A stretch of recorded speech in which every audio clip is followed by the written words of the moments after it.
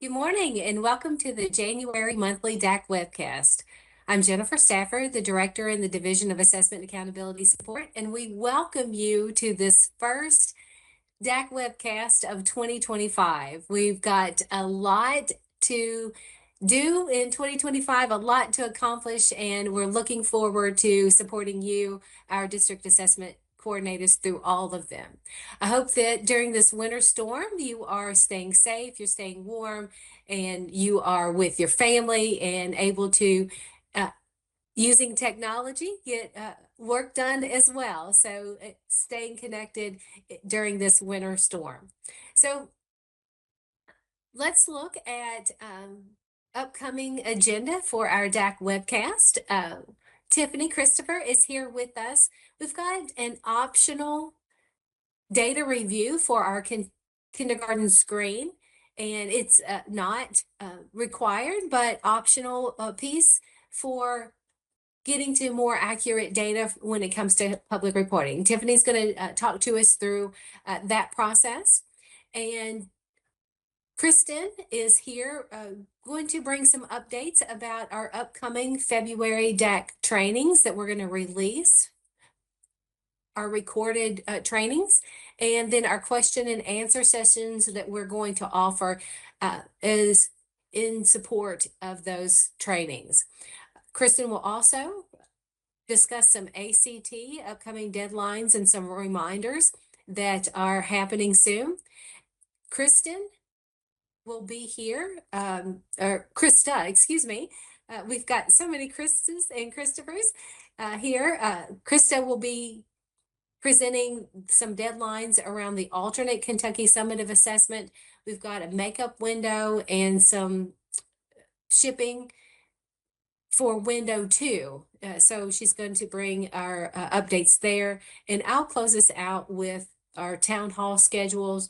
Due to the winter storm, we've had to reschedule those that were originally going to be held this week. So we've got some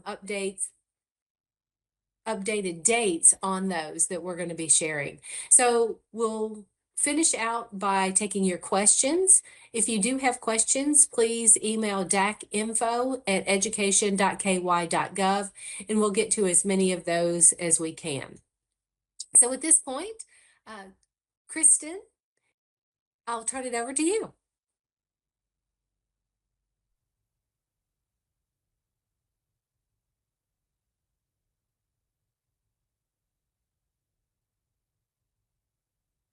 I'm sorry, I'm turning it over to Tiffany.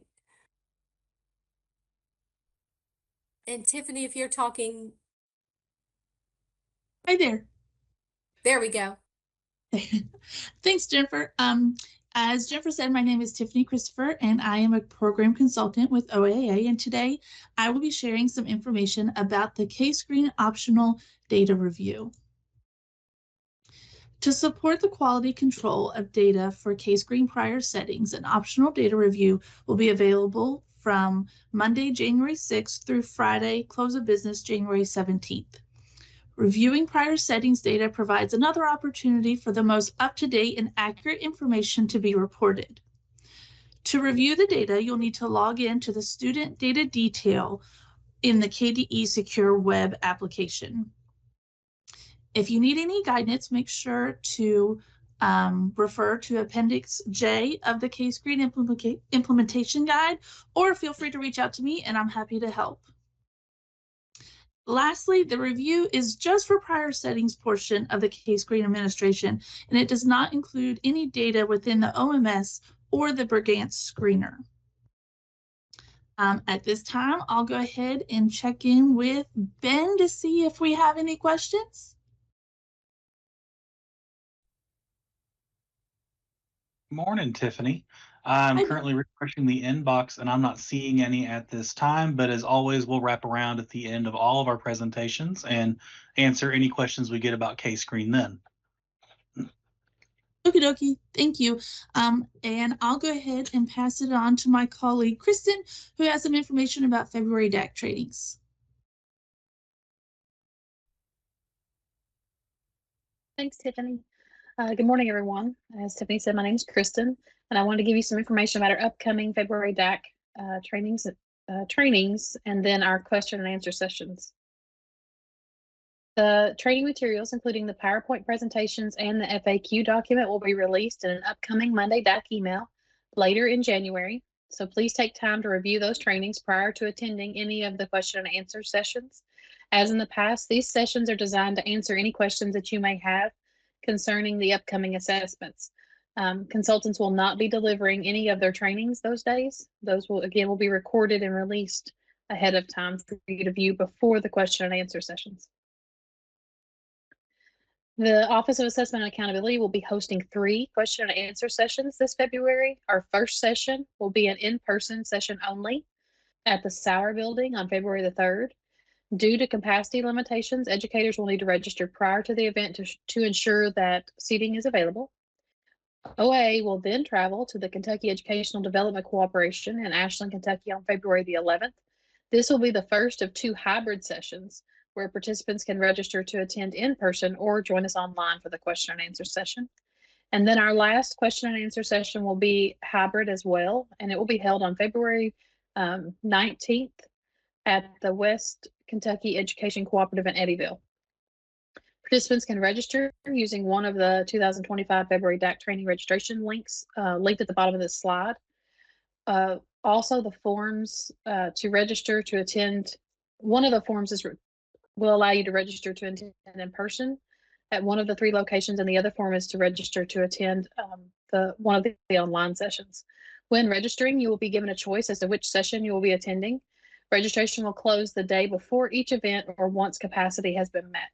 Please note that virtual meetings are available for the February 11th and 19th question and answer session, but if weather or any other circumstances impact an in-person session, that question and answer session will be held online only.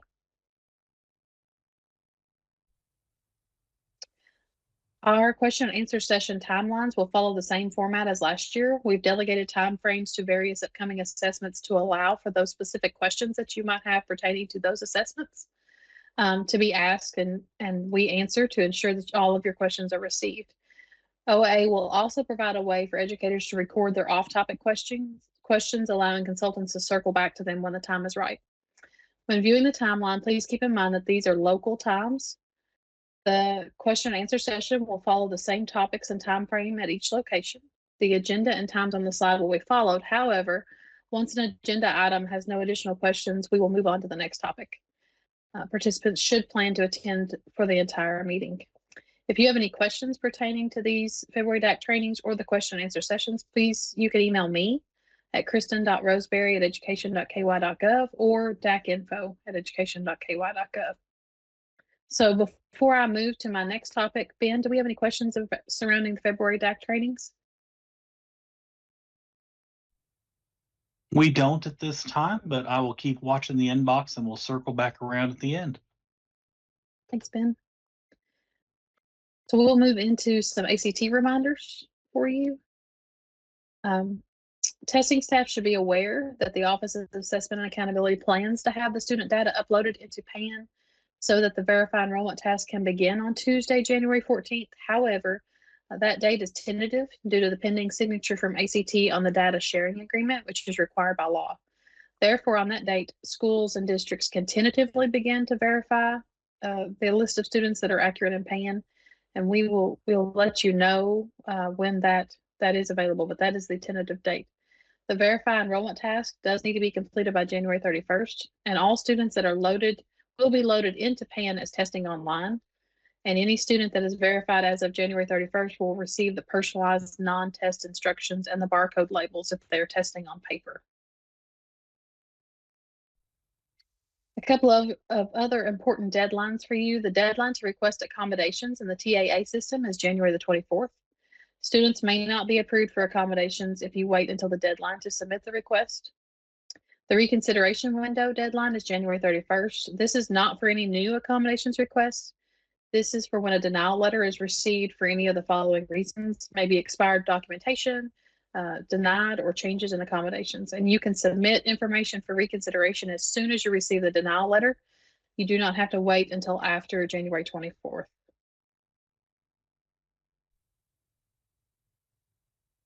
For technology setup for our upcoming ACT administration, the recommended deadline to complete site readiness, including the mock administration, is February the 5th. It's best practice for schools and districts to complete all site readiness requirements and lock down or freeze devices prior to the start of testing.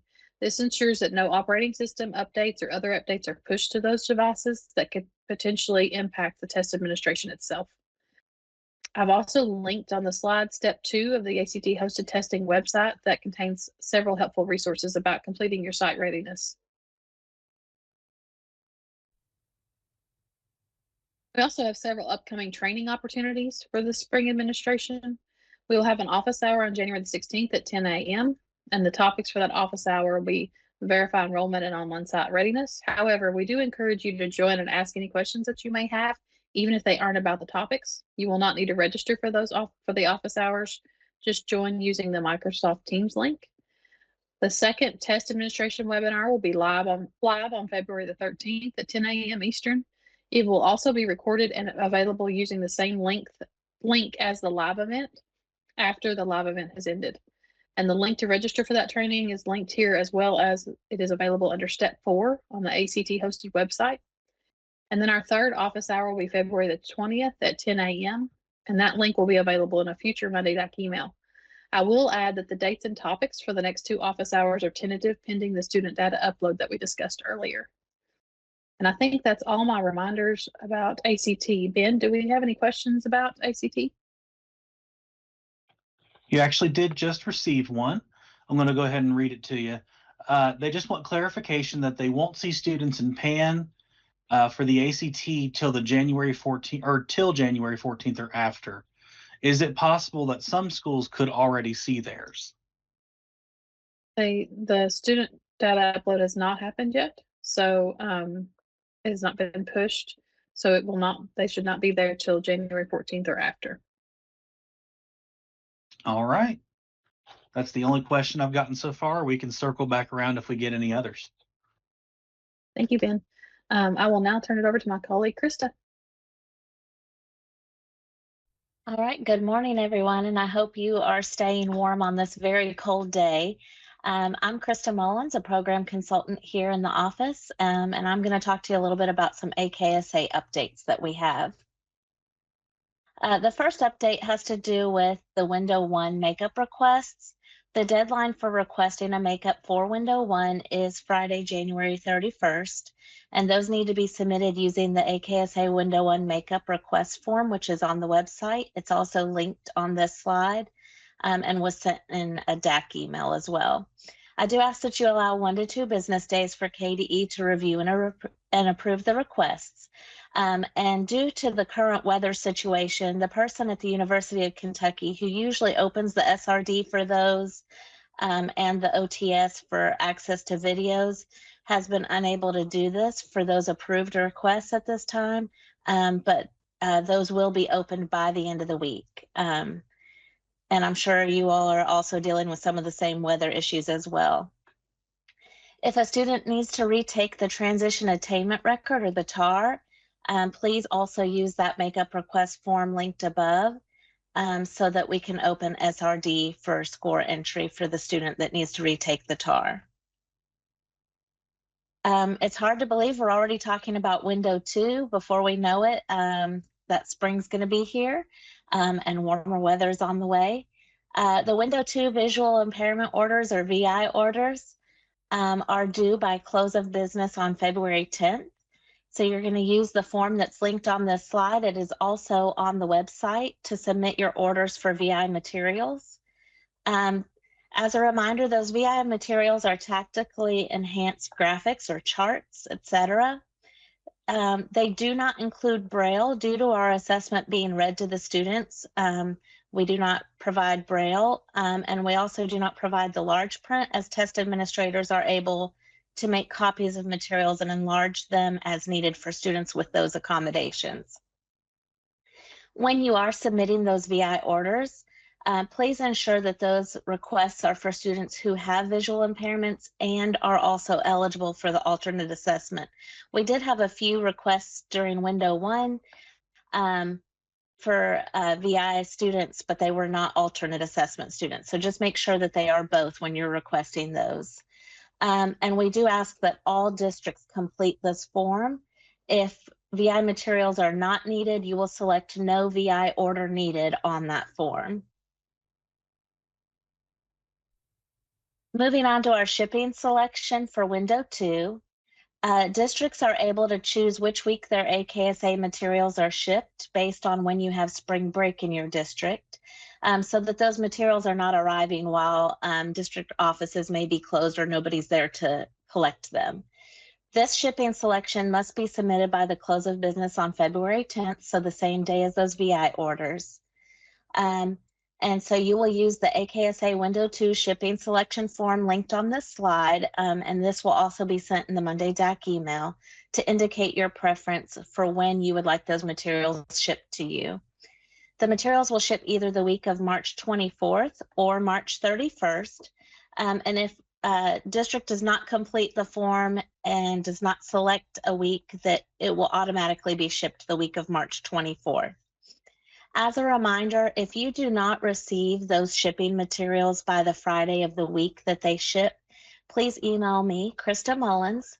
So that's krista.mullins@education.ky.gov, and my email is also linked on this slide. At this time, I'm going to pause and see if we have any questions. Ben, has anybody asked any questions? Yes, we've received one question for you. I'm going to go ahead and read it. If a student isn't back to school yet due to a medical complication, can the request be sent after the February 10th date to open window 1 prior to window 2? Yeah, so when we are, you could email me separately if we need to possibly do that makeup a little bit later. But the other option too is we can always do window 1 makeups during window 2, and there will be information closer to window 2 about submitting those makeups. Awesome. And I'll tell you what I'll do, Krista, is I will forward this person's email directly to you so you can personally respond to it as well. Yeah, that would be great. Thank you, Ben. Absolutely.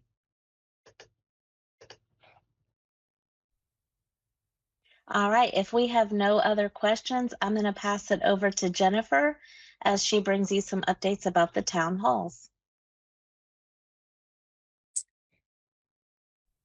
Well, thank you to Krista, Tiffany, and Kristen. And my apologies for twisting in associating your names with the different topics. So my apologies to my colleagues here. Thank you so much for the information there. Good updates and very timely information.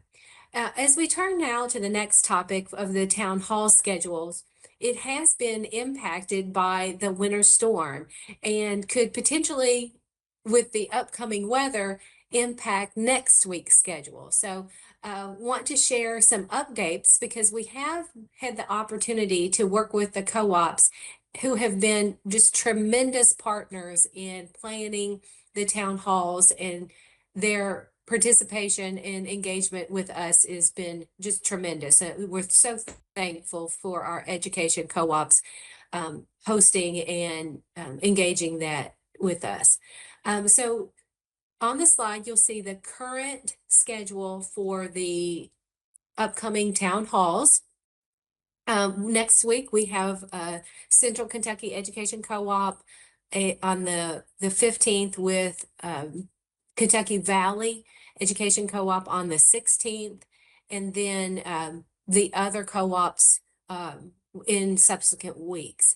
You'll notice at the bottom that we have had the opportunity to reschedule Southeast South Central to February 4th, and the Northern Kentucky Co-op for Educational Services to February the 12th. So those two that were originally scheduled for this week have been rescheduled for February dates, and the upcoming town halls, if impacted, will be handled at that time. Now, these town halls are specifically, the purpose of the town halls are to gather feedback and have input from our stakeholders.